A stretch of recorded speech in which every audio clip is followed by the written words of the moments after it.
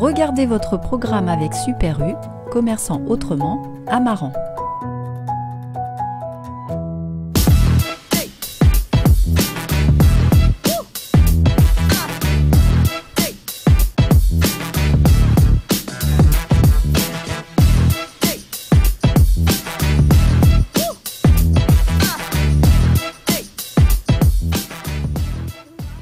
Bonjour et merci d'être avec nous pour ce nouveau MAG. Comme vous le savez maintenant, tous les vendredis, nous recevons un nouvel invité pour parler de l'actualité politique, sociale et économique. Aujourd'hui, c'est une émission exceptionnelle. On va voir ça avec Yannick. Bonjour Yannick. Bonjour. Et puis, tout aussi exceptionnel et exceptionnellement, nous avons aussi un nouvel invité. Pas l'invité principal, mais un nouvel invité. Une figure du PAF onisien, si on peut dire. Denis Leroy. Bonjour. Bonjour. Alors, Denis Leroy, on ne vous présente plus. Hein. Bon, pour ceux qui ne vous connaissent pas, vous êtes un féru de patrimoine et d'histoire. Bonjour les amis. Bonjour les amis aussi. Et on vous retrouve notamment sur notre page Facebook pour différents reportages. Notamment un hier où on était rue Gargoulot et on a vu un petit peu les hôtels particuliers. Donc, j'invite tous ceux qui nous regardent à aller voir cette vidéo sur Facebook. C'était très intéressant. Ça a déjà réuni pas mal de personnes. Et puis, bien évidemment, je vous le disais, émission exceptionnelle, donc invité exceptionnel. Nous avons la chance d'avoir sur ce plateau Yanis Suire. Alors, bonjour Yanis. Bonjour. Bonjour. Vous avez, pour ceux qui ne vous connaissent pas, Yanis Suire est un historien. On peut dire que vous êtes bardé de diplômes. 2 doctorats, c'est quand même pas mal. Oui, c'est pas donné à tout le monde. Il y a quelques thèses de fait. Et quelques thèses aussi, voilà, notamment sur le Marais Poitevin. Notamment sur le Marais Poitevin, oui. Mais vous êtes ici en tant que directeur du Centre vendéen de recherche historique. C'est ça. Voilà, on va en parler, on va essayer de découvrir un petit peu quel est ce centre. Yanis Suire, un centre vendéen de recherche historique, c'était indispensable, il fallait le faire à un moment donné. On sait qu'il a été créé suite au bicentenaire de l'insurrection vendéenne, hein, c'est ça ? C'est ça, il a été créé il y a presque 30 ans, on va bientôt fêter ses 30 ans, donc c'était à l'occasion du bicentenaire de la Révolution française et puis en 1993 de la guerre de Vendée. À l'époque, les historiens qui se sont penchés sur cette période-là, sur ce phénomène-là, ont senti qu'il y avait un phénomène méconnu ou mal connu sur lequel il y avait beaucoup de préjugés, beaucoup d'histoires, beaucoup de choses qui avaient été écrites, notamment au 19e siècle, hein, mais on avait eu du mal à revenir aux sources premières, à vraiment ce qui s'était vraiment passé et puis donc à l'analyser de façon détachée. Et les partenaires à l'époque, des élus, des historiens, ont souhaité confier à des scientifiques l'écriture de l'histoire de la Vendée, en particulier sur cette période-là, mais on va sans doute en parler à des périodes plus larges. Donc vous vous considérez comme un scientifique, Yannick Suire, c'est bien ça ? En tout cas, comme un historien. Donc sur votre carte de visite, il y a marqué quoi en fait ? Parce que c'est vrai que Ludovic l'évoquait, oui. Vous êtes bardé de diplômes, alors hormis le fait que vous soyez directeur, vous êtes quoi ? Je suis conservateur du patrimoine. D'accord. J'ai fait des études. Vous êtes historien, vous êtes archéologue, voilà. Vous êtes historien, conservateur du patrimoine. Hein. Donc à ce titre, effectivement scientifique en tant qu'historien. Alors, je ne suis pas universitaire. Hein. Je n'enseigne pas à l'université. Je ne fais pas de recherche à l'université. J'aurais pu. J'ai le diplôme pour. Voilà, c'est un choix, mais pas m'emporter plutôt vers le patrimoine. Hein. Donc la conservation du patrimoine, ça veut dire évidemment le conserver, le préserver, mais pour ça, il faut d'abord le connaître. Donc vous êtes très attaché à votre territoire. Et donc je suis attaché à mon territoire, je suis attaché au patrimoine au sens large, et puis attaché à mon territoire. J'ai fait ma thèse, comme ça a été dit, sur le Marais Poitevin, ma thèse d'école des Chartes, hein, qui est une grande école à Paris qui prépare au métier de conservation du patrimoine. Hein. Et donc dans ce cadre de cette école, il faut mener une thèse en 3 ans que j'ai menée il y a déjà 25 ans, le temps passe, sur l'histoire de l'environnement dans le Marais Poitevin. Et conteur et vulgarisateur, parce que vous avez un talent supplémentaire qui est celui de savoir faire aimer l'histoire aux autres. Alors ça, c'est pas donné à tous. On peut être scientifique, on n'est pas pour autant un vulgarisateur. Ça me semble essentiel. Ça me semble essentiel parce que j'ai une horreur d'avoir fait des recherches, d'avoir des résultats, d'accumuler des résultats sur un ordinateur, sur des papiers, puis de garder ça pour soi dans un trésor, bien assis dessus, confortablement installé sur ce tas de connaissances. Pour moi, c'est essentiel de le transmettre, de faire en sorte que d'autres historiens, d'autres scientifiques, mais aussi des habitants, des amoureux de leur quartier, des amoureux de leur région, puissent avoir une meilleure connaissance de là où ils habitent, de là où ils vivent, et pourquoi on est là. Parce que si on est là, si on habite dans un cadre de vie, dans un environnement particulier, c'est bien parce que cet environnement, ce cadre de vie est l'héritier de siècles d'histoire. Donc vous n'êtes pas un historien poussiéreux, hein, si je peux me permettre, vous êtes plus dans vous êtes dans le partage. En tout cas, je suis dans le partage. Voilà, bien. je suis dans le partage, effectivement, oui. Revenons sur le centre vendéen. Il est financé par qui, ce centre, et comment il fonctionne? C'est ça qui nous intéresse aussi, savoir un petit peu, parce que tout le monde ne le connaît pas, hein. C'est quand même relativement une institution discrète, on va dire. C'est discret, c'est original aussi, parce que je ne suis pas sûr qu'il y en ait beaucoup en France. Une institution comme celle-ci, autour de laquelle des élus et des historiens, des scientifiques se soient mis autour. Alors c'est un groupement d'intérêt public, donc c'est pas une association, c'est pas une entreprise. C'est quoi un groupement d'intérêt public? C'est des collectivités qui se rejoignent? Voilà, c'est un statut juridique un peu particulier. Encore une fois, c'est pas une association, c'est pas une entreprise, c'est pas une institution, c'est pas une collectivité locale. C'est de l'argent public ou de l'argent privé? C'est de l'argent public, hein, en grande partie. Donc en l'occurrence, c'est le département de la Vendée, la région Pays de la Loire, hein, et l'université de la Sorbonne. Malgré tout, vous intervenez au-delà de la Vendée? Et on intervient au-delà de la Vendée parce qu'on regarde la Vendée, elle n'est pas contenue dans ses frontières, évidemment, son histoire, sa géographie. Elle a un peu le Poitou. Elle respire, évidemment, elle fait partie du Poitou, donc respire avec les territoires qui l'entourent, que ce soit en Loire-Atlantique, que ce soit en Deux-Sèvres, en Aunis. C'est bien pour ça que je suis là ici. La Vendée est au sens large. Mais ce sont principalement quand même les collectivités vendéennes ou ligériennes, avec la région Pays de la Loire, qui se sont mis autour de son berceau. Et puis donc Sorbonne Université, l'ancienne Paris 4. Ça, c'est pour la caution scientifique. Alors quand je parle de caution, c'est pas juste un tampon et puis on passe à autre chose. C'est vraiment une implication, c'est vraiment un souhait. Ils ont un regard sur le travail qui est Ils ont un regard, effectivement. Il y a un conseil scientifique notamment, qui comprend une vingtaine de membres, des universitaires de Paris, donc Paris-Sorbonne, mais aussi de Nantes, de Poitiers, de La Rochelle, qui font partie de ce conseil scientifique et qui sont là justement pour accompagner les travaux du CVRH, faire en sorte que eh bien, les travaux qui en sortent, les publications qui en sortent, soient des publications attestées, sérieuses, qui sortent des archives, qui ne sortent pas n'importe où, n'importe quoi.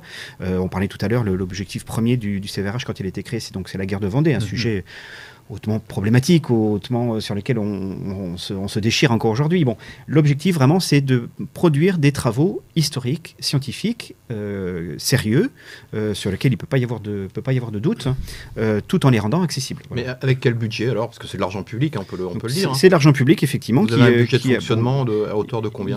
Il y a un budget qui est à peu près de 300 000 € par an. Donc abondé par ces trois partenaires. Je n'oubliais le quatrième aussi, une association vendéenne. Vous avez offert engueuler. La Société d'émulation de la Vendée, qui est une société savante vendéenne, qui fait partie aussi du lot. Donc chacun apporte sa contribution. Alors c'est de l'argent public, mais c'est aussi une partie à peu près, un quart à peu près de vente aussi des livres que nous produisons. Voilà, c'est ça. Justement, vous êtes combien à travailler véritablement au sein de ce centre? Alors c'est une toute petite équipe, hein. Nous sommes 4, pas plus que 4. Moi j'assure la direction éditoriale et scientifique. Il y a ensuite une assistante administrative et puis 2 personnes qui sont chargées de la réalisation des livres, du maquettage, de leur mise en page et du lien ensuite avec l'imprimerie et les auteurs. Et quand on va sur votre site, qui s'appelle histoire-du-6, pour ceux qui histoirevendée.com, oui. On se rend compte qu'il y a un nombre d'auteurs, mais alors extraordinaire. Il y a plusieurs pages, on est obligé de cliquer pour avoir tous les noms. Oui. Ils viennent d'où ces auteurs? Ils sont formés, ce sont des scientifiques, ce sont des amateurs éclairés. Pour résumer tout ça, vous n'êtes pas le seul à être sur le terrain quand même. Alors, vous parlez de 4 personnes. Je suis le seul à recevoir en amont quand un projet, quand il arrive, voilà, il y a un auteur qui vient, ou alors je l'ai démarché, voilà, il y a deux façons. Je suis la première porte d'entrée. D'accord. Et donc tous ces auteurs, effectivement, ils sont nombreux. Alors ça peut être un professeur d'université, un scientifique, un étudiant qui a travaillé sur tel ou tel sujet relatif à la Vendée au sens large. Est-ce que ça peut être un Denis Leroy qui est très fort en histoire, par exemple? Ça peut être un Denis Leroy, bien évidemment, oui, qui peut avoir travaillé sur tel ou tel sujet. Donc, Denis vient, il frappe à votre porte, et qu'est-ce qui se passe après? Et là, eh bien, moi j'étudie son projet, on en parle, on dialogue, je le lis, je le relis, je le corrige, je fais vous me donnez les sous. Je fais le candide, je fais celui qui n'y connaît rien, qui est souvent le cas. Et puis une fois qu'on s'est bien mis d'accord, une fois que j'ai bien senti qu'il y avait du sérieux, qu'il y avait des recherches, qu'il y avait vraiment quelque chose de solide, eh bien je m'appuie sur le conseil scientifique dont je parlais tout à l'heure pour avoir confirmation. Il se réunit tous les combien? Alors ce conseil se réunit une fois par an en Sorbonne, à Paris, mais entre-temps j'échange régulièrement avec ses membres qui sont de compétences et de spécialités très différentes, et donc je consulte pour qu'ils m'apportent justement une confirmation de l'intérêt. C'est eux l'instance décisionnaire? C'est une instance consultative, Consultative. mais qui est essentielle, vraiment. D'accord. Je ne fais pas sans l'avis du conseil Mais scientifique. au final, en tout cas, c'est vous contre qui l'avis. validez. C'est moi qui valide, mais je ne fais pas contre l'avis du conseil scientifique, bien évidemment. Oui, c'est ça. C'est-à-dire qu'en fait, vous êtes le seul à décider de dire ce projet-là, on le prend, celui-là, on le rejette, Oui, etc. C'est oui. ça. En tant Il y que a pas directeur de- éditorial ouais, c'est et scientifique, c'est moi qui prends cette décision-là, in fine, mais encore une fois, en m'entourant des avis, C'est une éclairés. sacrée décision quand Voilà. même à chaque fois, parce qu'on se dit ça pourrait être bien, mais il manque encore Oui, quelque chose oui, à apporter. le dialogue, il se fait vraiment avec l'auteur. C'est un dialogue, et j'avertis souvent les auteurs en leur disant on va pas publier dans 6 mois. On va prendre du temps. On va échanger ensemble. Grosso modo, entre le moment où Denis va frapper à votre porte et où son bouquin va sortir, il va se passer combien de temps? Il peut s'écouler 2, 3 ans, 4 ans. Ah Ah oui, quand même. c'est un peu comme la Oui, justice, oui, en oui, moins oui. pire. D'accord. Déjà, entre le moment où le texte final est rendu et la date de parution du livre, il y a 1 an à peu près.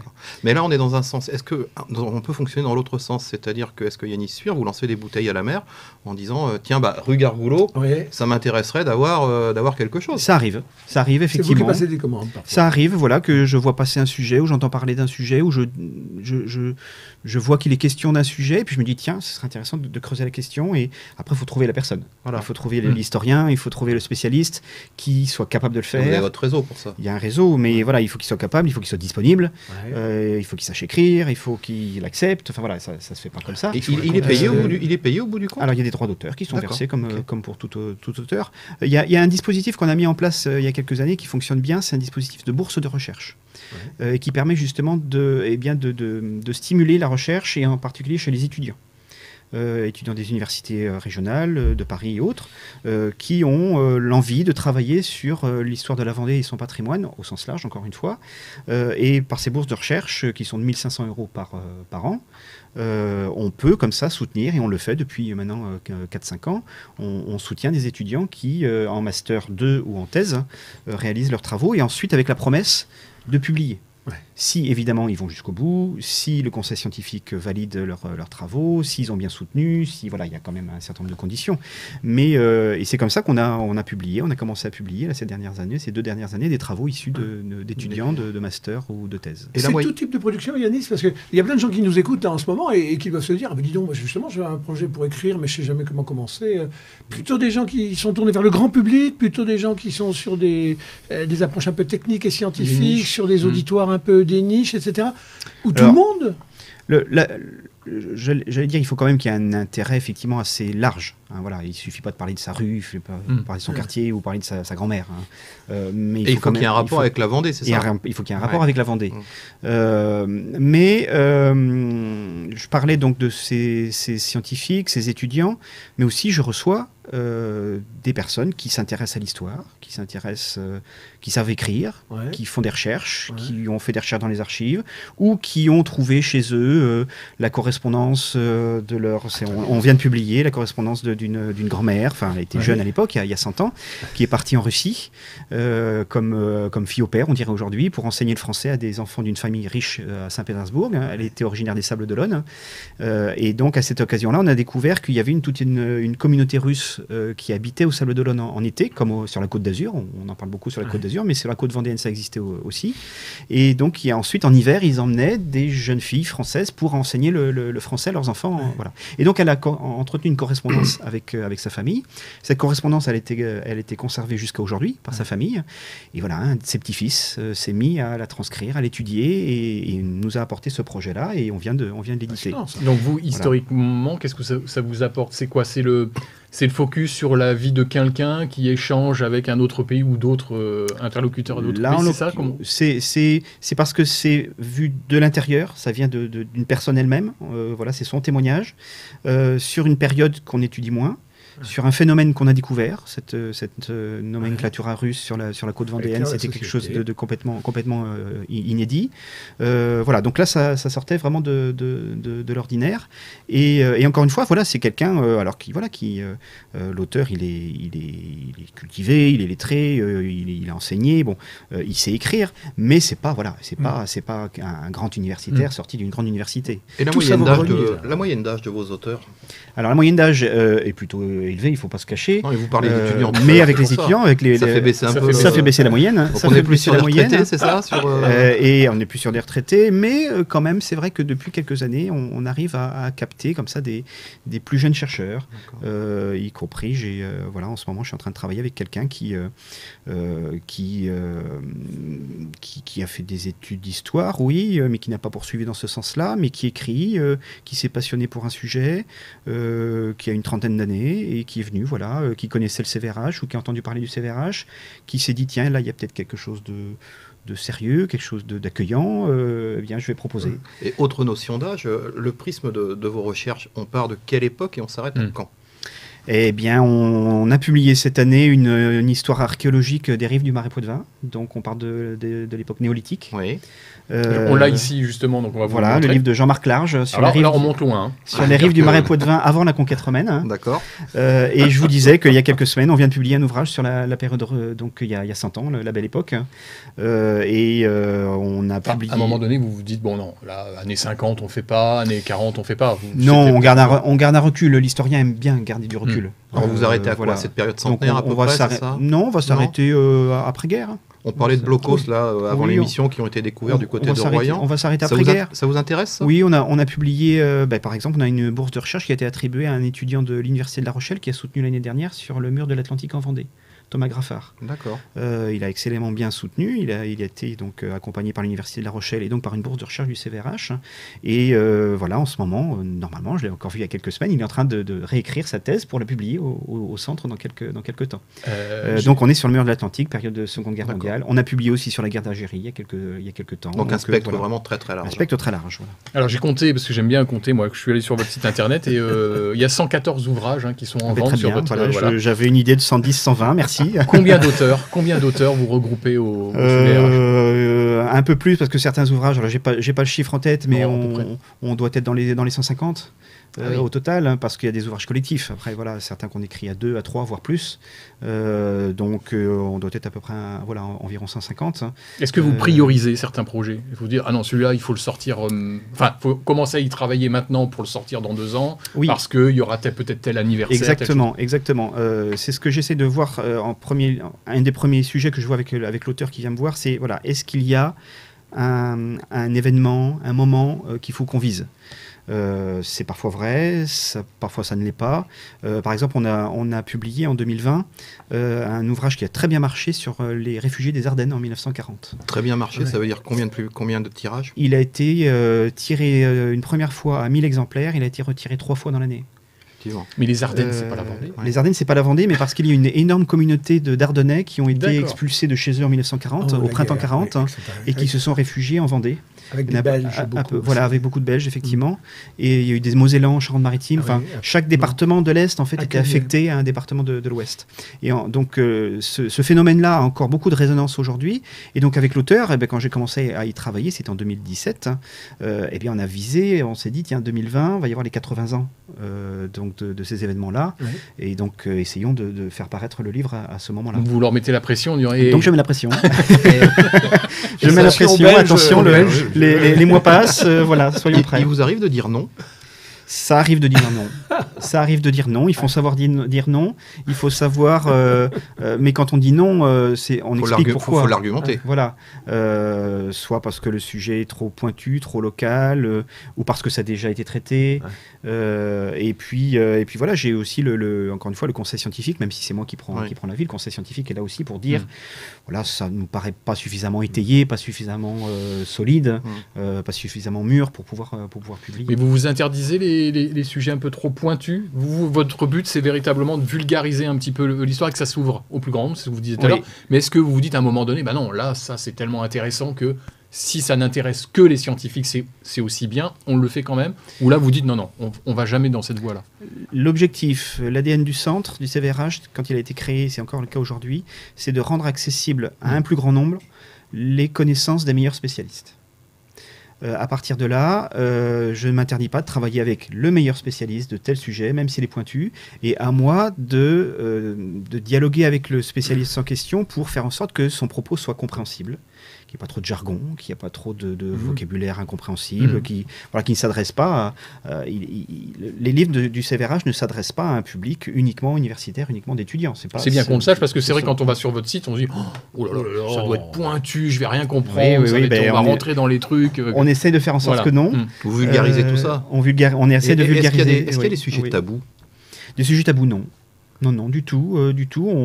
On traite tous les sujets, encore une fois, dès qu'ils sont sérieusement traités. Voilà. Donc, c'est-à-dire qu'on s'appuie vraiment sur des sources d'archives.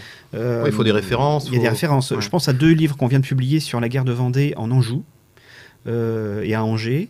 Ce sont 2 livres qui ont vraiment renouvelé la connaissance de cette période-là à Angers et dans sa région, et qu'on a publié sur un sujet, encore une fois, un peu compliqué, méconnu, mais les 2 auteurs ont travaillé à travers uniquement des sources premières, des archives qu'ils ont épluchées, qu'ils ont dépouillées aux archives départementales de Maine-et-Loire ou de la Vendée.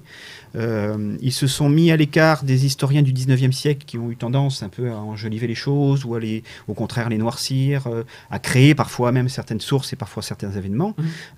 Ces 2 auteurs-là sont vraiment partis des sources premières, des archives, pour raconter ce qui s'est passé. Je reviens sur les chiffres. Ludovic disait 114 ouvrages sur votre site. Comment vous faites pour les financer? Comment ça se passe?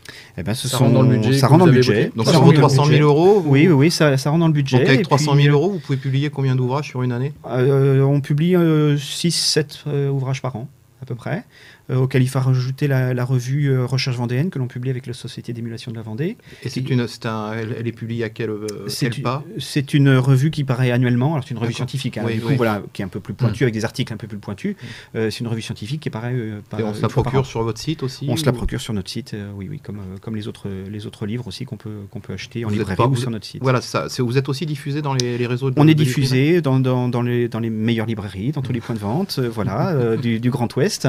Donc pas qu'en Vendée. Pas qu'en Vendée, voilà. On peut aussi nous trouver sur les Deux-Sèvres, en Loire-Atlantique, en Charente-Maritime, donc dans les meilleures librairies. Et puis, même des points de vente. Très récemment, je suis passé par la gare de Niort, et à la gare de Niort, dans le point de vente de la maison de la presse, vous avez des livres du CVRH. Voilà. Mais pas sur Internet, hormis votre site. Alors, sur notre site, après, on a une boutique en ligne.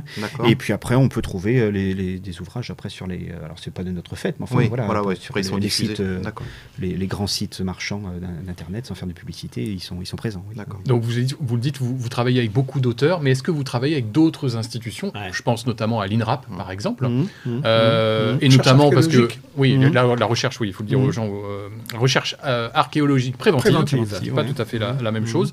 Par exemple, en ce moment, il y a un gros chantier de fouilles sur La Rochelle, sur Notre-Dame, l'église Notre-Dame. On a quelques images là, puisqu'on est allé justement avec Denis faire un petit reportage là-dessus. Par exemple, est-ce que vous travaillez en collaboration avec l'INRAP ou en collaboration avec d'autres institutions de ce type-là? Alors, pas spécifiquement sur l'INRAP, sur un sujet comme celui-ci, mais rien n'est interdit. Et c'est déjà arrivé qu'on travaille effectivement avec d'autres institutions qui sont présentes en Vendée. Par exemple, c'est déjà arrivé sans dire ça serait bien qu'on ait un petit éclairage là-dessus? Ça peut arriver, effectivement. Alors, au sein de nos partenaires premiers, que sont le département de la Vendée ou la région de Pays de la Loire, c'est déjà arrivé, évidemment. Ce sont nos premiers partenaires. Mais ce que j'essaye de faire aussi, c'est pour certains sujets, c'est d'aller à la pêche des partenaires. Travailler ensemble, monter des partenariats ensemble. C'est facile ça, où chacun est dans son petit coin et dire c'est à moi, c'est pas à toi. Est-ce que l'historien est partageur? L'historien n'est pas toujours partageur. L'historien n'est pas toujours partageur. Chaque institution est parfois sur ses sujets. Et voilà, ne nous voilons pas la face. Mais c'est toujours bien de travailler ensemble, surtout quand on est sur le même créneau, sur la même période, sur le même sujet. Ça peut venir par des auteurs aussi. Les auteurs peuvent faire le pont, peuvent faire justement entre les institutions. Ce que l'on fait aussi, c'est que on travaille aussi pour nos publications avec des institutions qui sont intéressées par tel ou tel sujet, par une collectivité. Par exemple, on vient de faire paraître un ouvrage sur les chansons maritimes en Vendée. Ouais. Là, on a travaillé avec l'association Art Expo et l'Office du patrimoine culturel immatériel, qui est basé dans le nord-ouest de la Vendée, près de Challans, Saint-Jean-de-Mont.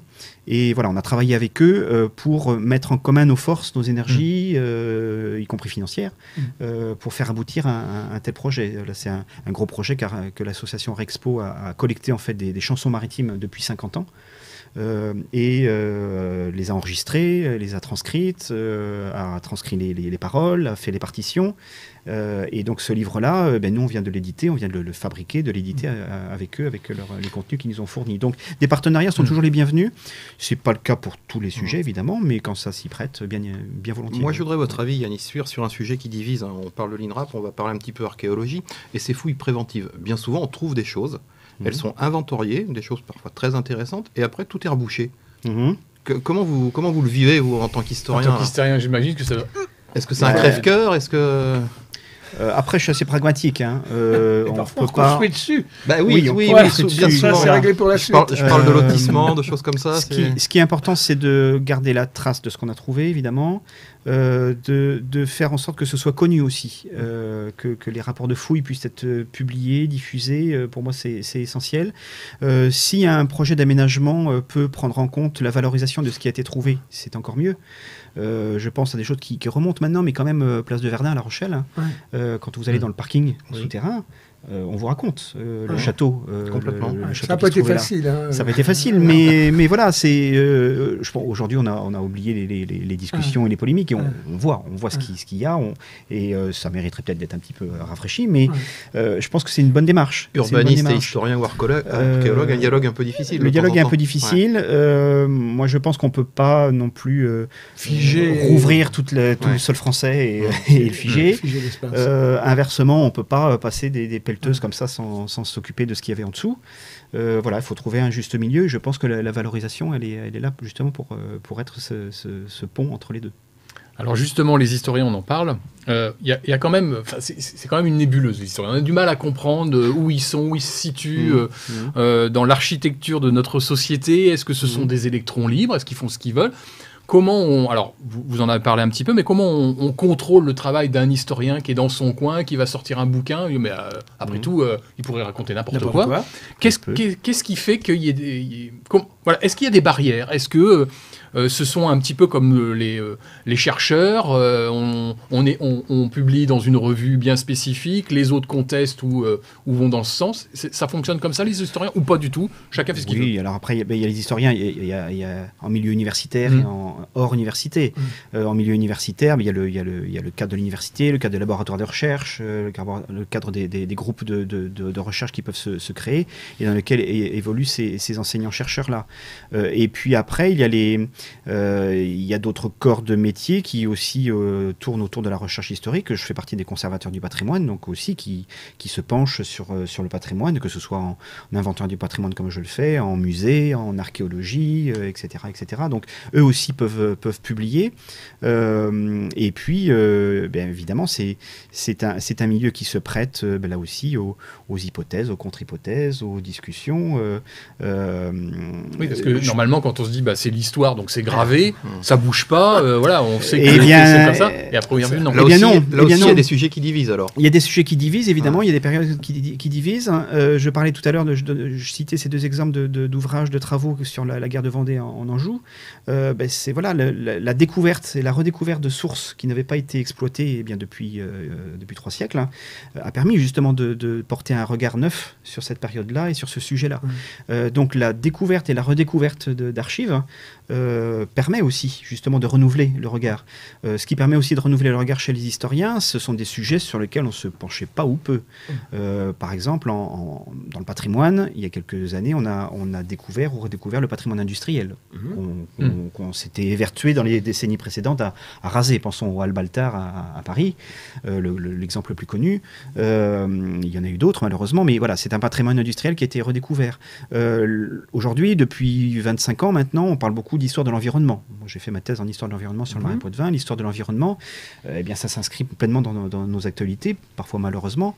Mais justement, les historiens sont aussi là pour éclairer leurs concitoyens, les décisions qui peuvent être prises, les aménagements que l'on peut décider idée. Et donc les historiens, voilà, en milieu universitaire, en milieu patrimonial, en milieu plus institutionnel, moi je pense qu'ils sont présents, ils débattent entre eux, ils renouvellent la recherche, et c'est très bien, et c'est tant mieux, parce que les choses ne sont pas figées. Et puis ils ont un rôle aussi, moi j'en suis de plus en plus convaincu, qu'ils ont un rôle par rapport à leurs contemporains et à l'époque dans laquelle on vit. Mais là, on parle beaucoup de publication, on est sur des choses qui sont très bordées, de la publication papier, c'est vérifié, c'est hyper revérifié. Mais il y a le net aussi dans tout ça. Et là, on ne contrôle pas, là. Et on contrôle pas. Mais et on trouve tout et son contraire. L'historien, justement, Et on corrige. Et on corrige, oui, on peut. L'historien, en tout cas, par sa formation, en tout cas les historiens sérieux et qu'on peut considérer comme tels, par leur formation, ont développé et développent un esprit critique. Et donc sont là justement pour interroger les sources. Même les archives papier, que ce soit archives papier ou archives internet, c'est pareil. Il y a des fausses archives papier ? Il n'y a pas des fausses archives. On les interprète mal, c'est ça ? Il faut savoir qui a écrit le document. Vous avez une lettre. Tartampion écrit à Tartampion en 1795 ou 1793. Qui écrit ? À qui écrit-il ? Dans quelle optique ? Dans quel contexte ? Quel est son parcours, qu'est-ce qu'il veut faire passer comme message, tout ça, ça s'interroge, ça se critique. Si, je ne sais pas, vous retrouvez une archive d'il y a 2 siècles qui vous explique que, je veux dire, n'importe quoi, que la cathédrale Notre-Dame de Paris a été reconstruite par Viollet-le-Duc intégralement et qu'avant il n'y avait rien. Vous pouvez prendre pour objet argent comptant ce qui est écrit dans le document. Où vous cherchez. Vous dites voilà, qui l'a écrit, c'était peut-être un fan de Viollet-le-Duc qui a voulu enjoliver son patron. Voilà, donc, mais alors le net peut être un objet utile en fait pour l'historien. Le net est peut-être un objet utile tant que l'on critique, comme pour un archive papier, ce qu'il y a derrière. Il faut garder son objectivité. Il faut garder son objectivité. Quand une information, et de plus en plus il y a d'informations sur Internet, il y a des sites Internet, il y a sur les périodes les plus récentes aussi des histoires qui s'écrivent sur le net, une histoire d'une institution, une histoire d'une association, une histoire même il y a des publications qui ne se font plus sur papier, qui se font intégralement sur le net, mais c'est pas parce qu'elles sont sur le net qu'il faut les mettre de côté. Comme pour le papier, il faut les interroger, il faut les critiquer, savoir d'où elles viennent, vérifier que le site, il émane bien d'un historien ou d'un groupe d'historiens patenté, que ce qui est mis a été vérifié, contre-vérifié et sourcé. Voilà, donc une source Internet, ça s'interroge. Vous allez sur le site des Mormons qui est très très spécialisé en généalogie. En généalogie, non. Je consulte pas ce site-là. J'ai fait de la généalogie. Je suis rentré dans l'histoire par la généalogie. Mais à une époque où il n'y avait pas d'Internet encore. Ou encore c'était balbutiant. Et donc, non, j'ai pas consulté ce site-là. Yannis, je voudrais revenir sur l'histoire, la vérité de l'histoire, puisque l'histoire, c'est forcément la vérité. Alors ça, c'est ce qu'on a tous, nous, appris. Hein. Moi, je suis issu après la dernière guerre. On nous avait calé dans des manuels d'histoire que sur 800 ans, voilà comment ça se passe. Et puis, puis tout à coup, on découvre que, non, mais l'histoire n'est pas l'histoire. L'histoire, elle est ce que chacun veut bien raconter à un moment où les modes de communication permettent de diffuser ce qu'on veut comme on veut. On va même jusqu'à ce que des choses qui étaient des choses fermement acquises ne le soient plus. Les révisionnistes aujourd'hui qui nous repeignent les raisons des guerres à leur manière, Wikipédia qui permet à chacun de repasser derrière, d'en remettre une couche, tout ça, ça nous perd, ça nous égare, et ça nous fait dire que l'histoire, elle est autant de mensonges que ceux qui veulent mentir mentiront. Les relations entre l'Occident, l'Orient, on se comprend plus, on ressort des guerres de vieille lune, etc. Comment on peut mettre en place des choses stables qui fassent que l'histoire soit quand même de l'histoire et de la vérité historique? C'est tout le rôle des historiens et des scientifiques historiens qui sont là justement, autant qu'on les écoute encore, autant qu'on leur donne la parole et qu'on les écoute et qu'on donne du crédit à ce qu'ils disent. Là, et on tombe sur un autre débat, quel est le crédit que l'on donne maintenant à l'autorité, entre guillemets, mais qu'elle soit autorité politique, administrative ou intellectuelle. Mais l'historien, justement, il est là, il doit tenir son rôle, il doit tenir sa méthode, qui est celle, encore une fois, de ne travailler qu'à partir des sources. Voilà. La source, alors moi je suis passé par l'école des Chartes, ou une grande école où on est le temple du travail historique à partir de la source d'archives. Je crois fondamentalement à ça. C'est la source, elle ne peut pas, tant qu'on l'interroge, tant qu'on la critique, on ne peut pas, sauf à être faussaire, on ne peut pas inventer une source Voilà, donc, et donc l'historien, il est là, mais justement pour replacer les choses, les recontextualiser, apporter du recul aussi, je pense beaucoup au débat actuel, hein. Expliquer ce qui s'est passé, comment ça s'est passé, peut-être que ça s'est déjà produit, comment est-ce qu'on en est sorti, quelles sont les solutions qu'on a pu trouver à tel problème. Et encore une fois, j'ai commencé par dire tout à l'heure qu'on vit dans un monde qui n'est pas apparu comme ça d'un claquement de doigts. Il est là parce qu'il s'organise d'une certaine façon, parce qu'il a une histoire, parce qu'avant nous, il y a eu des humains qui sont passés avant nous et qui l'ont organisé d'une certaine façon et qui expliquent en grande partie ce qu'il est aujourd'hui. Il y a juste, ça va vous arracher le cœur, vraisemblablement. Quand au nom de l'histoire, on construit des Bouddhas à Bamiyan, et qu'au nom de la même histoire, quelques siècles après, la même société, pas la même civilisation, dit que l'histoire, c'est de détruire ces Bouddhas-là, vous qui êtes historien, au milieu de ces vérités-là, qui font que d'un côté on construit, de l'autre on démolit, et on perturbe complètement des sociétés. Crève-cœur ? Évidemment. Et là, justement, l'historien, autant qu'encore une fois son discours puisse passer et être entendu, eh bien, il est là pour dire, voilà, ces œuvres d'art-là, elles sont là. Évidemment, peut-être que vous, elles vous choquent aujourd'hui parce que vous avez votre regard de vos propres croyances et vos propres religions et votre propre culture, mais si elles ont été construites de cette façon-là, à cette époque-là, je pense aussi à la cité de Palmyre et aux œuvres qui s'y trouvaient en Syrie, voilà, l'historien, il est là pour expliquer le pourquoi elles sont là et pourquoi elles ont été faites de cette façon-là. Voilà, vous désespérez pas du genre humain? Je désespère pas du genre humain. Hein, je désespère pas du genre humain. Le recul de l'historien permet de voir que sur des siècles, il y en a eu des guerres, il y en a eu des vicissitudes, il y en a eu des crises. Parfois, c'était douloureux, très douloureux, tragique. Et puis finalement, on a réussi à s'en remettre. Et voilà. Et donc l'historien, il est là aussi pour analyser tous ces phénomènes-là. On vous sent très posé dans cette réponse-là, mais vous vous mettez en colère parfois. On dit qu'est-ce qu'ils ont fait là? Ils ont détruit ça. Ils ont cassé ça. Oui, quand même. Rassurez-nous, quand même. Positif, bien sûr. Ou si ce qui peut être agaçant aussi parfois, je parlais d'histoire de l'environnement. Je suis historien de l'environnement et donc là encore plus peut-être que sur d'autres branches de l'histoire, on prend énormément de recul. On travaille sur plusieurs siècles. Et voilà, ça m'agace parfois quand j'entends des jugements météorologiques ou climatiques un peu péremptoires qui nous disent oh là là, on n'a pas connu ça depuis 5 ans. Oui, quand on travaille sur les lois des forêts primaires. 300 ans, oh là là, on n'a pas connu ça depuis 30 ans. Bon, voilà, oui, évidemment, je ne nie...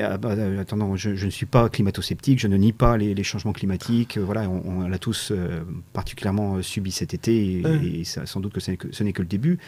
Mais voilà, prenons du recul là aussi. Voilà, les records qui remontent à 30 ans... Bon, là, ça me fait sourire. Il y a à peu près, c'est les chiffres que moi j'ai trouvés, peut-être que vous allez les contredire, il y a à peu près 2500 historiens en France recensés.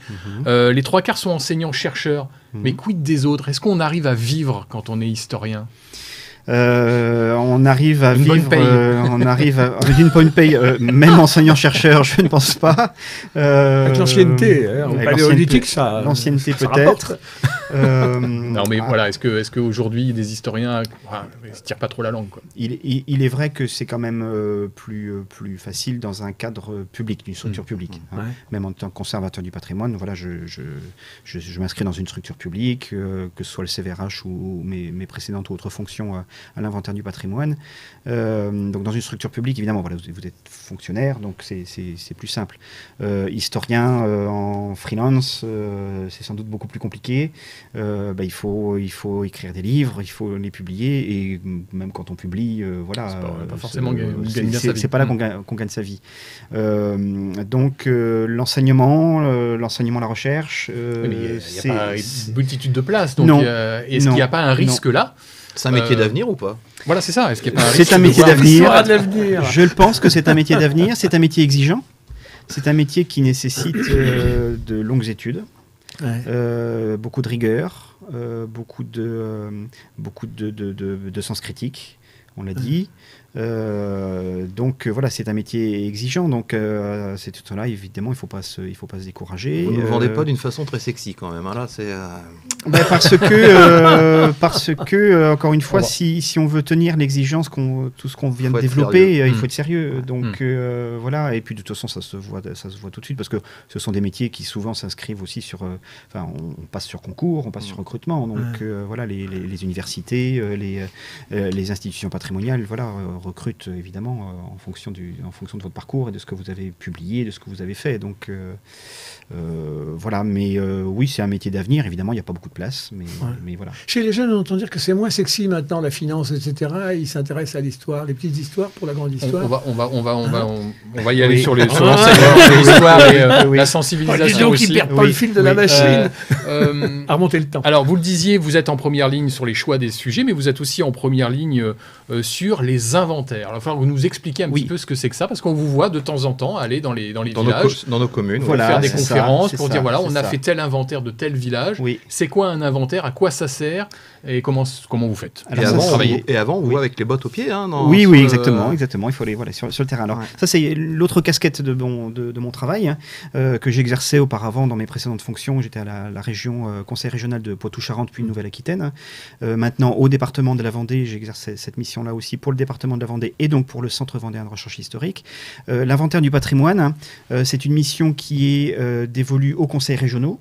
Depuis 2004. Auparavant, c'était l'État. Ça a été décentralisé auprès des conseils régionaux qui donc ont chacun un service du patrimoine et un service de l'inventaire du patrimoine qui peuvent travailler avec des partenaires, comme donc le département de la Vendée ou le CVRH pour ce qui nous occupe ici. Et donc, ils peuvent réaliser des études d'inventaire du patrimoine sur tel sujet. On parlait du patrimoine industriel tout à l'heure, par exemple, en Poitou-Charentes. Il y a une grande étude sur le patrimoine industriel de Poitou-Charentes. Ou alors sur des terrains en particulier. En l'occurrence, moi, je travaille sur un territoire éminemment lié à l'eau, le Marais Poitevin. Et donc, depuis quelques années, je réalise l'inventaire du patrimoine des communes qui bordent la Sèvre niortaise. Un exemple concret, on est à Maran. Vous avez fait un inventaire? J'ai fait un inventaire du patrimoine de Maran. Qu'est-ce que vous avez inventorié? Qu'est-ce que vous avez trouvé? Alors, le principe, c'est effectivement d'abord d'aller sur le terrain, avec les notes, le plan, le cadastre, un appareil photo, un stylo, et puis le regard éveillé. Mais vous cherchez quoi? On relève tout ce qui est... on inventorie tout ce qui est construit sur le territoire d'une commune en particulier, avant les années 60. On parlait de recul de l'historien, on se laisse une génération d'écart pour regarder le recul. Donc, les maisons, les fermes, les anciennes fermes, les places... Vous discutez avec les gens aussi? Je discute avec les gens parce que souvent, me voir avec un appareil photo et des notes, ça intrigue. Et ça intrigue. Alors voilà, c'est pas les impôts, c'est pas... Voilà. Il y a aussi un aspect que moi j'ai découvert en faisant ce métier, c'est un aspect un peu social aussi, parce que parfois on passe dans ces zones, on parlait de Maran, mais c'est moins le cas, mais dans des zones rurales, voire très rurales. Et là, on rencontre des personnes, souvent des personnes âgées, qui sont... Ils ont besoin de parler, ces gens-là. Qui ont besoin de parler, qui sont surprises que quelqu'un vienne et s'intéresse de Poitiers, de Nantes, de Bordeaux, de La Rochelle, pour s'intéresser à ce qu'ils étaient, quels étaient les bâtiments, à quoi ça servait, la ferme qu'ils exploitaient auparavant. Et donc, il y a source, ça aussi. Et évidemment, c'est une source. Ces personnes ressources, comme les archives, ce sont des sources essentielles parce que, quand je passe devant un bâtiment, alors je vois bien qu'il y a pu y avoir un commerce, qu'il y a pu y avoir une activité artisanale, mais si personne ne me le dit, évidemment, je ne peux pas le deviner. Ou alors je vais essayer de le trouver dans les archives, mais c'est pas toujours facile. Et vous l'avez trouvé, le Graal, à Maran ou pas? Alors, à Maran, Maran, il y a une histoire qui est liée à l'ancien site stratégique qui était le château, à la place de l'hôtel de ville aujourd'hui. Oui. Et puis l'histoire portuaire de Maran. Maran, site portuaire depuis le Moyen-Âge, dès le XIIIe, XIVe siècle, en regard de Niort qui était à l'autre bout de la Sèvre niortaise. Maran porte sur La Rochelle, l'île de Ré et même au-delà. Et donc cette histoire portuaire, elle a été éminemment déjà racontée, mais creusée comme ça dans les archives, creusée à la parcelle, au bâtiment, ça permet aussi par des archives, par des personnes ressources, et là je rends hommage à René Durand, qui était un grand historien de Maran qui nous a quittés il y a quelques années. C'est un charpentier de marine. Hein, charpentier de marine, mais historien autodidacte, quelqu'un qui n'avait pas fait d'études, loin s'en faut. Mais qui... comme Monsieur Jean Guillemant à Charon, d'ailleurs. Comme Jean Guillemant, que j'avais rencontré aussi, ou Jean Guillou à la Ronde. Des personnes qui n'ont pas fait fait d'études, hein, mais qui se sont passionnés pour leur quartier, leur village, leur ville, hein, qui ont creusé les archives, hein, qui ont sauvegardé des archives. René Durand avait beaucoup photocopié des archives à l'époque, et parfois des archives qui ont disparu. Alors, la photocopie, c'est parce qu'il y a de mieux pour les archives, mais grâce à lui, des archives qui ont pu disparaître après, j'ai pu les exploiter grâce à ces photocopies. Enfin, et puis, évidemment, grâce à ses ressources, à sa mémoire, à ses souvenirs, à lui, j'ai pu, comme ça, davantage creuser l'histoire portuaire. Donc, avec cette grande histoire portuaire à Maran, the place to be. C'est un peu the place to be. Et je suis persuadé que Maran a énormément encore de ressources à livrer et à développer. Les élus vous écoutent. Oui. D'ailleurs, c'est les données d'inventaire du patrimoine, comme ça on regarde vraiment à la loupe, à la parcelle. Souvent, hein, les maires me disent, mais vous connaissez mieux la commune que moi. C'est aussi des données qui servent justement à l'urbanisme aussi. D'accord. Dans le cadre d'un plan local d'urbanisme, de la révision d'un PLU, ou d'actions de remise en valeur d'un quartier, d'actions autour d'une préservation de la ville, ou de valorisation touristique, culturelle. Ce sont des données qui sont disponibles à tous, hein, elles sont mises en ligne. Hein. Elles sont accessibles sur Internet. Chacun peut les consulter, que ce soit les habitants, que ce soit les associations, les élus. C'est gratuit, ça. C'est gratuit. Et donc, ça arrive fréquemment que les données soient utilisées, y compris à des fins d'urbanisme. Et la découverte de pépites, parfois ça arrive, je ne sais pas, derrière une écurie, le soubassement d'une chapelle romane et des vaches qu'on découvre en train de paître, dans un truc qui était une belle chapelle romane qu'on ne connaissait pas du tout. Je dis ça parce que moi j'ai vécu ça au moment de la révélation de la Saintonge romane, au moment où se créait le Festival de musique ancienne de Saintes, où des tas de concerts allaient s'organiser dans des écuries, dans des fermes, et tout à coup, en grattant, on découvrait des tas de trucs. Alors là, vraiment, ça a été... Ça vous arrive, ça ? Ça arrivait, alors ça arrive pas tous les jours, hein. Ça arrive, il y a des... Dans le Marais Poitevin, il y a peu de traces du Moyen-Âge, peu de traces même jusqu'au XVIIe siècle. C'est un territoire qui a été aménagé, reconstruit beaucoup au XVIIIe et XIXe siècle surtout. Mais l'inventaire du patrimoine, justement, en poussant les portes, en posant des questions, en allant, arrive à faire ressortir certains vestiges des périodes antérieures. Alors ça peut être juste une porte en arc, hein, qui vraiment est... Ou un bout de charpente dans la cuisine. 17e, 18e, un bout de charpente, une tourelle, un escalier en vis. Alors là, on est sur des périodes plus anciennes. Ça m'est arrivé à une commune pas loin de Maran, à Puyraveau, qui était un lieu d'une commanderie templière depuis le 11e, 12e siècle. L'église paroissiale actuelle de Puyraveau, c'est l'ancienne chapelle templière. Hein, donc très belle église romane en partie. Et puis dans le bourg, il y a aussi notamment l'ancienne grange templière qui a conservé sa charpente du 15e siècle. Destination week-end. Voilà. Vous faites des conférences de tout ça après, une fois que vous êtes et donc passé après, dans un village, il y a des restitutions, la valorisation, encore une fois, pour moi, c'est essentiel. Donc je pourrais garder tout ça, même si mon métier et ceux qui me commandent, ceux qui me payent, me demandent justement de valoriser, et ils ont bien raison. Et bien voilà, ça passe par la mise en ligne des données, ça passe aussi par des publications, que ce soit sur Internet ou papier. Un jour, il y aura probablement sur la Salle Niortaise un ouvrage. Et puis, il y a des conférences, effectivement, que je réalise régulièrement. Cet été, j'en ai fait une dans Vix, j'en ai fait une l'hiver dernier à La Ronde aussi. Il y en a une à Maran, il y en a une, voilà, et ça continue, l'étude continue, et à chaque commune terminée, eh bien, je reviens quelques mois plus tard dans la commune pour présenter aux habitants restituer votre travail. Restituer le travail. Ça me semble essentiel. Je les ai vus. Ils ont des yeux tout ronds. Je les ai vus. Ils ont partagé ce qu'ils connaissaient. Je serais un sacré goujat de garder ça pour moi et de ne pas revenir vers eux pour leur dire voilà ce que moi j'ai trouvé. Ça corrobore ce que vous m'avez dit, ou ça enrichit ce que vous m'avez dit, ou alors il y avait quelque chose que vous m'avez dit, il n'y a pas de fumée sans feu, finalement effectivement j'ai trouvé dans les archives, ou au contraire non, c'était qu'une légende. Et revenir vers les propriétaires qui m'ont reçu aussi, qui ont ouvert leurs portes, parce que c'est pas évident d'ouvrir sa porte à quelqu'un comme ça avec un appareil photo, et puis qui vous dit en plus ça va être diffusé sur Internet. Dans 99% des cas ça se passe très bien et les personnes acceptent, mais revenir vers eux, leur envoyer le résultat de mes recherches, et puis revenir vers eux au moment de la conférence, on les invite. Généralement, ils viennent. Généralement, il y a du monde à ces conférences. Bien sûr. Voilà, c'est à raconter aux enfants de génération en génération. Voilà, exactement. C'est un échange qui se fait. Pour moi, c'est capital. Combien de temps vous mettez en moyenne pour faire un inventaire? Parce que j'imagine que ça va prendre un temps monstrueux. En moyenne, 6 mois par commune. Ah oui, d'accord. En moyenne, 6 mois par commune. Sur les 6 mois, vous comptez le temps de rédaction ou... Oui. Donc il y a le temps de relevé du terrain dont on parlait, le temps de recherche dans les archives, Et puis après, c'est un grand puzzle qu'il faut rassembler et puis rédiger. Chaque bâtiment fait l'objet d'une petite fiche dans laquelle on le décrit, on raconte l'histoire, au moins qu'on en a trouvé. Là, parfois c'est une ligne et demie, parfois c'est 3 pages. On indique les sources qu'on a utilisées. Voilà, on ne sort pas ça de son chapeau, donc il y a des sources qu'on a utilisées, on les indique, et puis les photographies qu'on a prises sur le terrain. Donc voilà, la rédaction de cette base de données-là, elle prend aussi quelques mois, et donc en gros, voilà 6 mois à peu près par commune. Les associations, vous disiez en Vendée, vous vous appuyez aussi sur une association qui existe. Est-ce qu'en Charente-Maritime, par exemple, vous vous appuyez sur...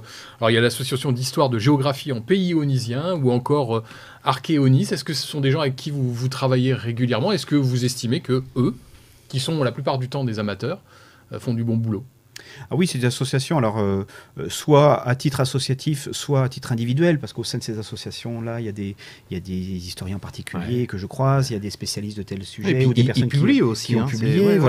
Et évidemment, pour moi, c'est des personnes ressources. Je ne vais pas réinventer ce qui a déjà été écrit ou ce qui a déjà été recherché. Évidemment, en prenant toutes les précautions nécessaires et en vérifiant que c'est sérieux. Ce que vous disiez tout à l'heure, en recoupant, en faisant attention quand même à ne pas répéter les bêtises. On parlait tout à l'heure des historiens du 19e siècle qui ont répété des bêtises. Essayons de ne pas refaire la même chose. Donc voilà, faisons attention évidemment à ce que l'on fait, mais pour moi, les personnes qui travaillent, qui sont souvent issues justement du local, qui se sont intéressées à l'histoire de leur région, de leur village, de leur région, et bien encore une fois, ce sont des personnes ressources vers qui je vais. Quand j'arrive dans une commune, de toute façon, la première question que je pose, je vais d'abord voir le maire pour l'informer, et puis la première question c'est, avez-vous sur votre commune des personnes ressources ? C'est-à-dire des personnes qui ont fait des recherches, qui collectionnent des photos, des cartes postales, qui ont déjà écrit, qui ont fait des recherches dans les archives. Voilà, pour moi, c'est essentiel. Et puis d'aller voir évidemment ces personnes pour très, très humblement, très modestement partager avec elles, leur demander si elles veulent bien partager leurs travaux. Ce qui est la plupart du temps, évidemment oui. Et il y a comme ça un rapport de confiance aussi qui se met en place entre ces personnes et puis le chercheur dans l'inventaire sur le terrain, parce qu'il ne s'agit pas de se piller les uns les autres, mais encore une fois l'objectif pour moi je m'inscris vraiment dans le service public, un service à rendre au public, c'est de rassembler cette connaissance et de la diffuser. Très bonne transition, service public. Allons sur l'enseignement rapidement, parce que je vois que le temps tourne. L'image du prof d'histoire, elle est bonne aujourd'hui, vous l'estimez bonne, ou alors franchement, c'est ce que disait Yannick tout à l'heure, prof d'histoire un peu poussiéreux, ou l'historien un peu poussiéreux, est-ce qu'on en est encore là, ou est-ce que vous vous dites, mais non, il y a vraiment un engouement des jeunes vers l'histoire? Alors, engouement des jeunes vers l'histoire, c'est peut-être un peu exagéré. Moi-même, je ne suis pas enseignant, je n'ai pas enseigné. Mais vous avez un regard quand même, j'imagine. C'est un choix de ne pas avoir enseigné pour vous? Oui, c'est un choix. J'étais plus sur une autre façon d'appréhender l'histoire et le patrimoine, plus dans la recherche, vraiment, aller dans les archives.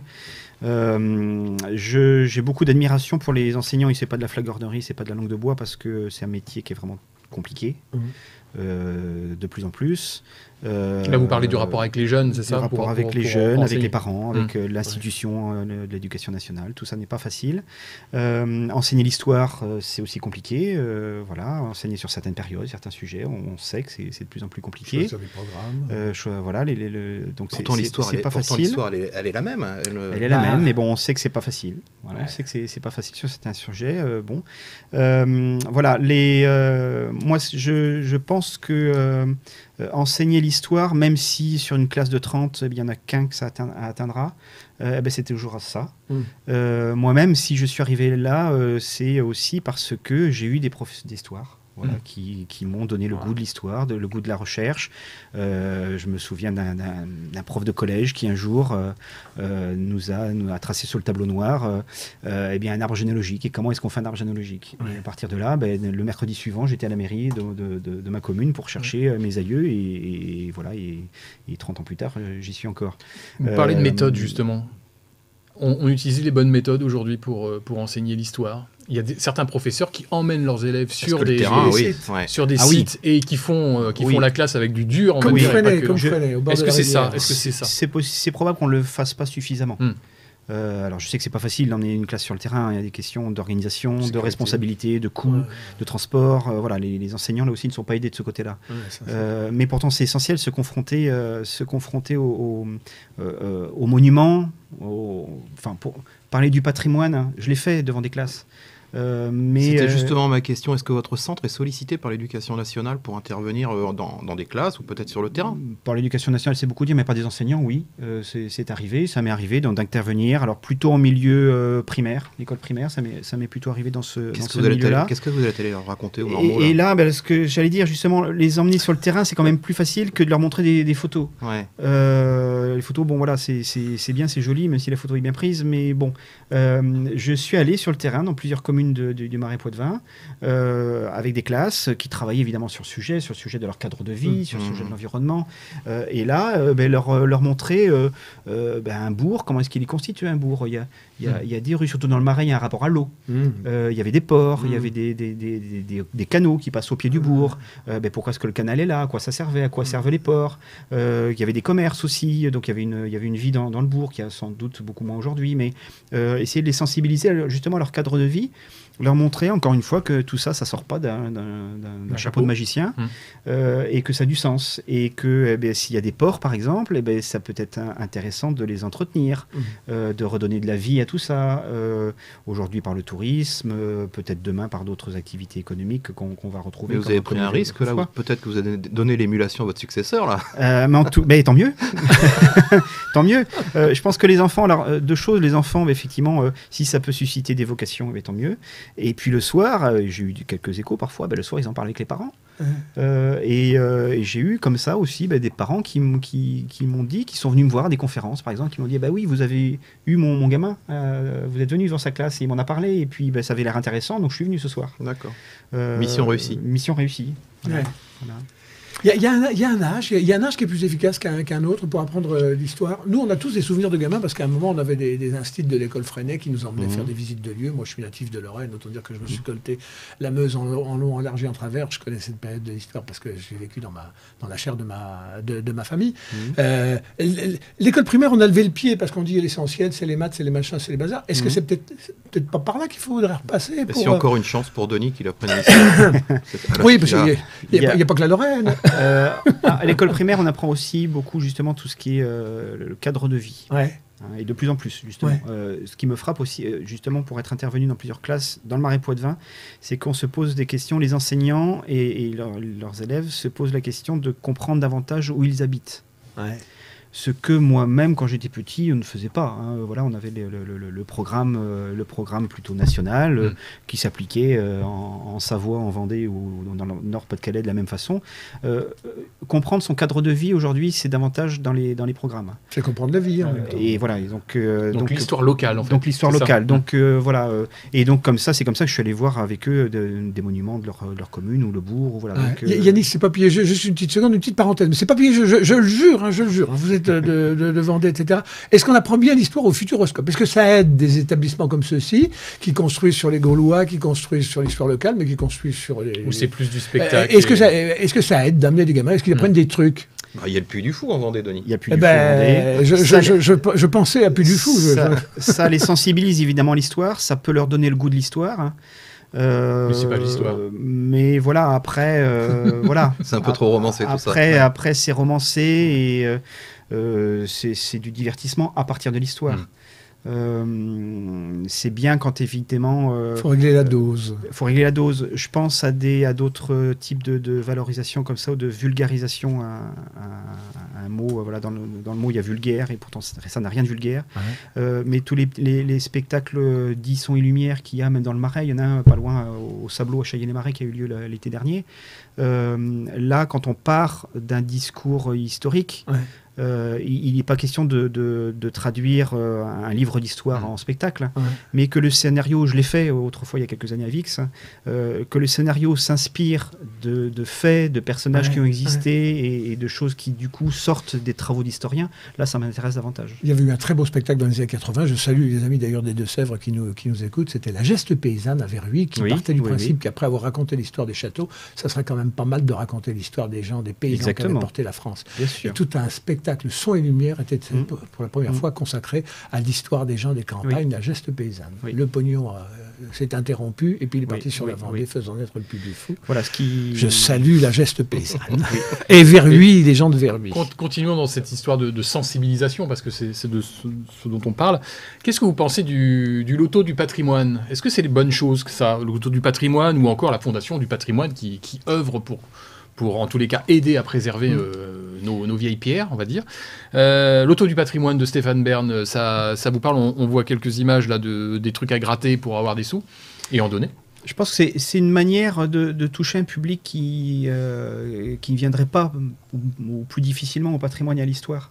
Les livres qu'on publie au Centre vendéen de recherche historique, qui s'intéressent à un public élargi, j'ai pas la prétention de toucher monsieur et madame tout le monde, vraiment, ce serait vraiment une utopie.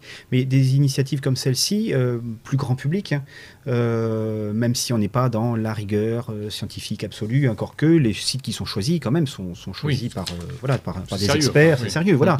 Je pense actuellement, j'étudie, je fais l'inventaire du patrimoine à la commune du Mazo, en Vendée. Il y a la laiterie du Mazo, qui est l'ancienne laiterie coopérative, qui a bénéficié du loto du patrimoine il y a quelques années. Mais tout ça à partir, effectivement, de recherches qui ont été faites, que j'approfondis maintenant. Et tout ça est sérieux. Donc il y a une base vraiment scientifique, historique, et qui va vers le grand public par le biais d'une loterie nationale, et c'est très bien. Je pense que ça me fait penser à quelque chose. Vous étudiez des bouquins, mais pour toucher les plus jeunes, pourquoi vous ne feriez pas de la bande dessinée historique? Ça vous a traversé l'esprit à un moment donné? On s'est dit que c'est un support intéressant. On l'a fait. Il y a eu un ouvrage qui est paru il y a une vingtaine d'années. Donc vous ne l'avez pas refait? À mon avis, je trouve que c'est un métier en soi. Oui. La didactique, la pédagogie, l'enseignement, c'est un métier en soi. Ça n'est pas le mien. D'accord. Et s'adresser à des jeunes, s'adresser à des enfants et à des jeunes, des adolescents, c'est encore plus compliqué, me semble-t-il. C'est vraiment un métier. Donc que quelqu'un veuille faire une BD à partir d'un sujet que nous on a déjà publié, par exemple, et pourquoi pas. Je pense à cette jeune fille dont on parlait tout à l'heure, qui est partie des Sables d'Olonne, qui a vécu en Russie. On a publié on a publié sa correspondance. Ça pourrait être une bande dessinée, pourquoi par exemple, vous pourriez pourquoi pas éditer. Mais encore une fois, c'est un métier. Donc je n'ai pas cette compétence-là, et voilà. Pourtant, il y a des amateurs qui font ça très bien sur YouTube. Je ne sais pas si vous connaissez Nota Bene. Est-ce que ça vous parle? Un peu. Sur YouTube, on va regarder un extrait de ce qu'il fait.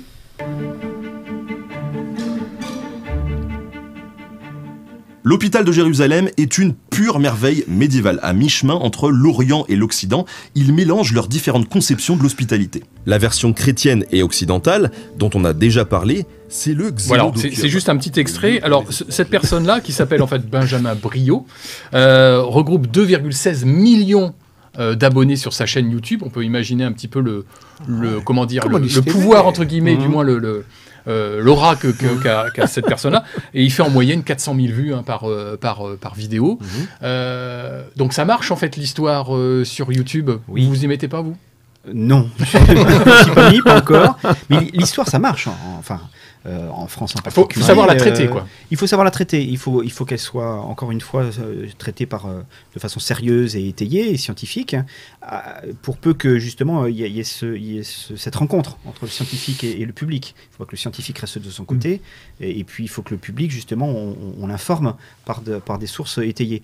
Mais il y a quand même, on est dans un pays, quand même, qui s'intéresse beaucoup à l'histoire, et dans les médias, il y a des émissions qui se succèdent encore à la radio, à la télévision, depuis 40 ans, remontant à Alain Decaux et ses émissions, jusqu'à Stéphane Bern et Secret d'Histoire aujourd'hui. Donc ce sont des émissions, et aussi à la radio, qui fonctionnent bien. Donc on est un pays qui s'intéresse beaucoup à son histoire, et le succès de ces émissions-là montre que, et aussi donc par des nouveaux médias comme ceux que vous citiez à l'instant, montre qu'il y a une vraie appétence, et donc un vrai souci de comprendre, d'en savoir plus, et ça on ne peut que s'en féliciter. Donc à quand votre chaîne YouTube? Écoutez, voilà, un jour peut-être. Et on va associer au centre, un jour peut-être, et on va pouvoir faire quelque chose d'intéressant. Ceci étant, c'est l'occasion pour moi peut-être justement une occasion. On a un partenariat avec la radio RCF. Et on a une émission, effectivement, RCF Vendée, alors peut-être que RCF La Rochelle, pourquoi pas un jour, mais en tout cas en Vendée, effectivement, on a une émission, une de mes collaboratrices qui intervient, qui interviewe certains de nos auteurs pour parler pendant une demi-heure de tel ou tel sujet. Donc évidemment, c'est les médias, alors on n'est pas encore sur YouTube, mais au moins sur la radio, et on essaye comme ça de faire feu de tout bois pour essayer de faire écoutez, c'est une bonne idée, on va peut-être y réfléchir pour Onis TV et faire justement une chronique pour les auteurs. Il y en a 114, on peut largement... Il y a le choix. Il y a largement pendant au moins un an. Et on trouve leurs ouvrages dans les salons du livre, justement. Et on trouve les ouvrages dans les salons du livre auxquels on participe. Effectivement, j'étais dernièrement au salon du livre de la Jarrie à côté de La Rochelle pour présenter la dernière publication sur Claude Masse. Et on est présent sur les grands salons du livre vendéen. Alors le printemps du livre de Montaigu au mois de mars-avril, évidemment, c'est une grande occasion. Mais voilà, là aussi, toute occasion d'aller vers le public, de faire reconnaître nos travaux est bonne, et les salons du livre en font partie. Juste avant qu'on passe justement à votre livre, on va en parler, hein, c'est un magnifique bouquin. La préservation du patrimoine en France, pour vous, elle est encore à la hauteur. Je sais que le budget de 2021, c'était 1,350 milliard. Il est en baisse cette année. Ça vous dit, oula, qu'est-ce qui se passe au niveau des instances? On va nous sucrer, on va nous empêcher, Mais le budget de la culture, ça vous inquiète? C'est toujours inquiétant de voir que le patrimoine est en péril, qu'il est mal entretenu, ou que les initiatives ne sont pas suffisamment soutenues, parce qu'il y a beaucoup d'initiatives qui sont prises par des particuliers qui portent leur pierre à bout de bras. C'est toujours inquiétant. Après, je ne me fais pas non plus d'illusions. On ne peut pas tout sauver non plus. On ne peut pas muséifier la France non plus.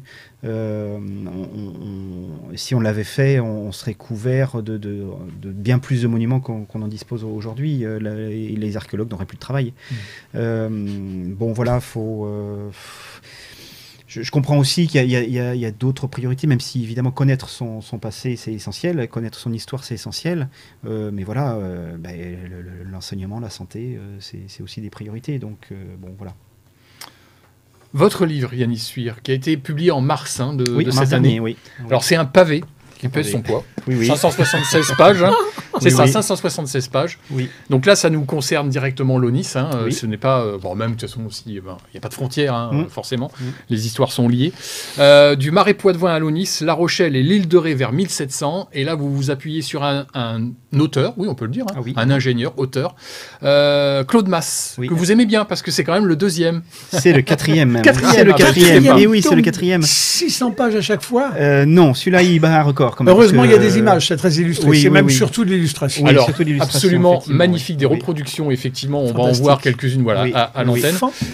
C'est absolument extraordinaire. Alors, il n'y a pas que ça, il y a des textes, il y a les mémoires de Claude Masse aussi que vous reprenez.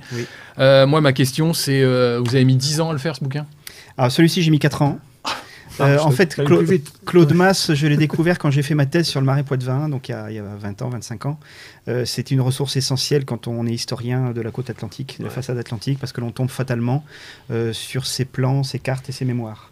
Claude Masse, il était ingénieur du roi à l'époque de Louis XIV. Il avait été missionné il avait une mission militaire, c'est-à-dire de défendre les côtes contre Vauban. Il était dans le sillage de Vauban, même s'il était assez critique avec Vauban, mais enfin voilà, c'était la même époque. Donc il avait pour mission de préparer la défense des côtes, parce qu'on craignait un débarquement de l'ennemi anglais ou hollandais. Ce qui n'arrive jamais. C'était arrivé à Noirmoutier, c'était arrivé à l'île de Ré. Et donc on voulait s'en prémunir, Louis XIV voulait s'en prémunir, et donc on lui a demandé de cartographier la côte, parce que pour connaître un territoire, pour le défendre, il faut le connaître. Et donc il était excellent cartographe, et il s'est piqué au jeu, et ça lui a pris 40 ans de sa vie. Et donc il a cartographié et décrit, il n'a pas que cartographié, il a aussi décrit l'ensemble du territoire entre la Loire et les Pyrénées. Et donc voilà, je suis tombé sur ces sources-là. C'est quand c'est la première fois que vous avez dit « Ah mais Claude Masse ». C'était quand j'ai fait ma thèse, donc un peu avant 2000. Et là, à partir de là, il ne vous a jamais pu quitter. Et à partir de là, il ne m'a pas quitté. Un de mes directeurs de recherche m'avait dit, il y a quand même là une source majeure, magique, que tout le monde connaît par petits morceaux, en tout cas dans le milieu des historiens. Il faut le publier, il faut l'éditer. Vos journées ne font que 24 heures. Mes journées ne font que 24 heures. Vous avez mis 4 ans à écrire ce bouquin. Vous êtes sur le terrain à faire de l'inventaire. Du patrimoine. Vous recevez les auteurs qui viennent vous présenter. Diriger le centre. Oui. Avez-vous une vie? Comment vous faites? Oui, j'ai une vie de famille. Ce bouquin, concrètement, vous l'avez écrit comment? Je l'ai écrit parce que voilà, c'est un sujet qui, encore une fois, qui me passionne. Moi, Vous l'avez écrit dans le TGV en allant voir le conseil des scientifiques? Je sais pas, non, je retombe c'est complètement improbable ce truc. Toujours dans le même sujet, c'est-à-dire rendre accessible le patrimoine et rendre accessible l'histoire. Donc ces trésors-là, ils sont dans les archives, en l'occurrence précisément, et pour l'essentiel aux archives du ministère de la Défense à Vincennes, au château de Vincennes. Donc c'est pas évident de s'y rendre. Quelqu'un qui n'est pas habitué, voilà, dans la salle de lecture de Vincennes, c'est pas facile. Vous avez le droit de faire de la repro là-bas? Comment ça se passe? Alors ces documents-là ont été numérisés. D'accord. Donc sont à disposition de façon numérique maintenant. Et autrement, les archives papier qui n'ont pas été numérisées, les mémoires en particulier, sont accessibles, et je les ai demandées, je les ai photographiées, je les ai retranscrites. Voilà, donc rendre accessible ce patrimoine-là, ce patrimoine écrit-là, pour moi, c'était essentiel aussi. C'est une richesse parce que c'est une richesse sur le plan du fond, mais aussi, voilà, c'est un chef-d'œuvre. Et puis, il y a un niveau de précision. À la fois, c'est très beau, c'est colorisé, donc c'est de belles œuvres d'artistes, c'est très poétique, mais c'est surtout d'une extrême, on voyait que le gars était ingénieur, d'une extrême précision qui fait qu'il n'y a pas une commune aujourd'hui sur tout le territoire qui est traité, La Rochelle, Rochefort en particulier, mais ça descend, qui fasse de l'urbanisme sans avoir référence aux cartes pour savoir c'était quoi la vérité du coup historique qu'elle était dessinée. Et c'est assez juste, on est assez près de la vérité à chaque fois, ce qui fait que l'histoire tout de suite elle nous saute aux yeux quand on regarde un plan, qu'on soit spécialiste ou pas spécialiste. Et vous avez plein de gens qui connaissent Claude Masse comme c'est Léonard de Montmorency de la région de l'agglomération rochelaise. Pour revenir sur votre travail, comment vous avez choisi, parce qu'il forcément il faut faire des choix à un moment donné. Ça c'est des crève-cœurs, on va dire en l'occurrence non. L'objectif a été de publier, c'est pour ça qu'il y a 4 volumes maintenant, il y a un 5e en préparation, de publier exhaustivement, enfin j'espère, il y a toujours des découvertes après, malheureusement quand on a publié il y a toujours une ou deux découvertes qui vous ont échappé, mais l'objectif est de publier in extenso la documentation de Claude Masse. Alors c'est ça, parce qu'il y a des cartes, mais il y a les mémoires. Voilà, c'est ça aussi qui est une énorme richesse. Il ne s'est pas contenté de dresser ces cartes avec toute la précision qu'elles ont, mais aussi il a rédigé des mémoires dans lesquelles effectivement il décrit ce qu'il a vu. Donc il y a 3 siècles. Il décrit chacun des villages, chacun des bourgs, il décrit les paysages, l'occupation du sol, les ressources économiques, les monuments des villes, voilà, tout dans le détail, la vie quotidienne des habitants, leurs mœurs. Alors parfois il porte des jugements de valeur, même sur la mentalité, sur la manière de se comporter des uns et des autres. Voilà, donc c'était un gars sympa, il était drôle ou il était sec? Il peut être assez cassant, il était aussi très pieux, très religieux, donc pas très indulgent avec ceux qui l'étaient moins. Bigot Plutôt. Mais voilà, mais c'était quelqu'un d'extrêmement rigoureux, extrêmement attaché à son territoire aussi, je le pense, parce qu'il faut l'être pour avoir passé 40 ans de sa vie à relever, parce qu'il était allé aussi sur le terrain. C'est ça. Donc il a fait des relevés sur le terrain, il a mesuré. Vous savez s'il travaillait avec beaucoup de monde? Il avait une équipe d'assistants, nous dit-il 4 ou 5 assistants. Et vous semblez bien le connaître quand même. Écoutez, ils ont même dit. Vous étiez sur les bancs de la fac ensemble? Un peu. En tout cas, il avait des assistants qui l'aidaient à porter ses instruments de mesure, à rédiger aussi ses mémoires, parce que à l'époque, pas d'ordinateur, pas de photocopie, donc il gardait une version pour lui, il en envoyait une au roi, il en faisait parfois plusieurs successifs. Donc il avait la cote au début, et puis après, les priorités là aussi ont évolué. Louis XIV est mort en 1715, donc lui il a poursuivi au-delà. Et après 1715, on avait d'autres préoccupations, et donc il a fallu parfois qu'il défende un petit peu son beefsteak, et puis ses frais de mission, comme on dirait aujourd'hui, n'étaient pas forcément toujours remboursés comme il le voulait. Vous nous faites saliver là, le tome 5, il sera sur quoi? Alors le tome 5, il porte sur le territoire que je n'ai pas encore traité dans les 4 premiers, c'est-à-dire Oléron, Rochefort, la Charente et la Saintonge. Le premier a porté sur la côte vendéenne. Les deux suivants ont porté sur Bordeaux, le Bordelais, le Médoc, Arcachon et jusqu'au Pays Basque. Le 4e, donc, qui vient de sortir sur La Rochelle, l'Aunis et l'île de Ré. Et donc il reste le trou entre les deux, Oléron, Rochefort et la Charente. Et donc on vous donne rendez-vous en 2026, dans 4 ans? C'est prévu plutôt 2024 sans doute. Il sortira plus tôt. Voilà. C'est bien. Il y a un truc qui est bien, qui est très très très tonique à l'intérieur. Il y a bien sûr les paysages, il y a toutes les informations d'urbanisme aujourd'hui qui sont essentielles. Et puis il y a aussi beaucoup, c'est un ingénieur, des coupes.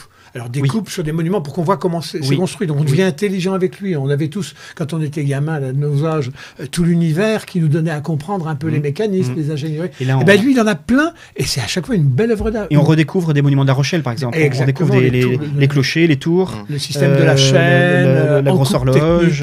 Oui, on redécouvre tous ces monuments-là. Léonard de Vinci, moi je vous dis. Et donc et puis ces cartes, vous disiez, elles sont somptueuses visuellement. Vous les superposez avec les cartes IGN d'aujourd'hui, ça colle complètement.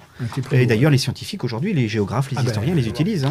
Et donc c'est vraiment somptueux et ça apporte une foule d'informations. Voilà, y compris sur le rapport de la Terre et de l'eau. Oui, là on est sur la baie de l'Aiguillon. Il parle de la mytiliculture, il parle des moules, et il parle des bonnes moules, donc on peut supposer qu'il les a goûtées. Voilà, donc c'est quelque chose de très vivant. C'est pas juste un ingénieur qui est allé relever des cartes, c'est aussi un ingénieur qui est allé sur le terrain. Une dernière question concernant, vous parlez d'histoire avec passion.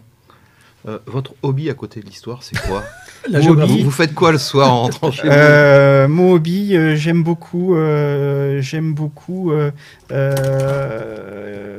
promener, observer, on est toujours dans l'histoire en fait. On est dans le territoire. On est dans le territoire et j'aime beaucoup voyager. Et quand je voyage, j'aime bien comprendre justement où je suis. Alors, c'est justement, on retrouve les travers de mon métier. Oui,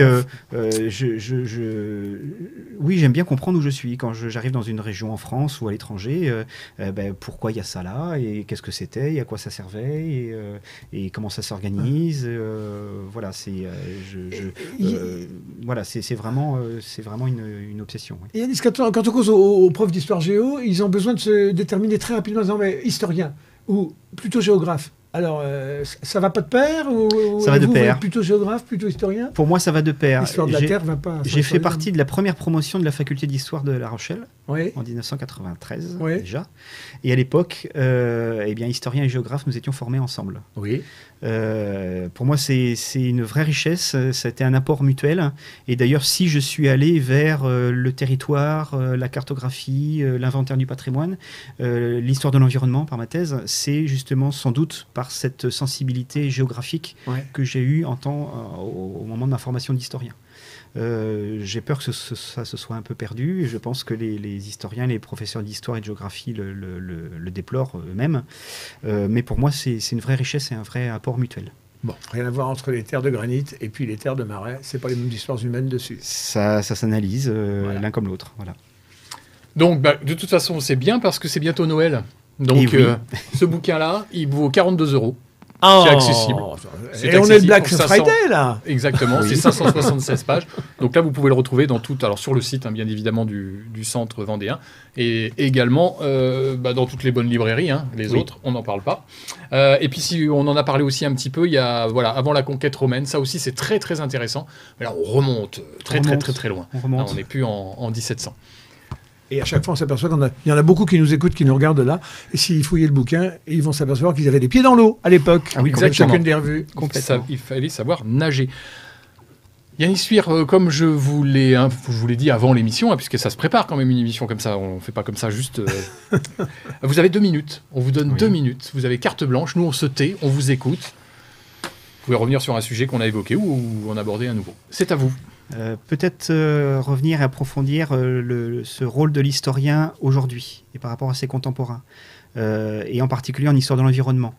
L'historien, il a un rôle d'expert à jouer, j'en suis convaincu, et d'ailleurs on est de plus en plus sollicité par des associations, par des collectivités, par des élus qui interrogent les spécialistes du sujet, du territoire, de l'histoire des lieux, pour comprendre l'histoire des lieux, pour bien comprendre comment ils s'organisent aujourd'hui et prendre des décisions pour l'avenir. Ça a été le cas après Xynthia. J'avais été sollicité parmi d'autres sur la manière pourquoi Xynthia, comment ça s'est produit, comment est-ce qu'elle est arrivée, et l'historien justement, avec son recul, il est là pour expliquer que Xynthia, ça n'est qu'un événement parmi une longue liste d'autres tempêtes. et qu'il y en aura d'autres. L'historien, il est là pour essayer de faire comprendre que sur un territoire comme le Marais Poitevin, c'est un territoire qui a été façonné par l'homme, qui a été conquis par l'homme, qui a été aménagé par l'homme, et que si on y a habité, c'est parce qu'on a su profiter des atouts de ce territoire-là, et c'est qu'on a su contourner les inconvénients, les difficultés de ce territoire-là pour y vivre.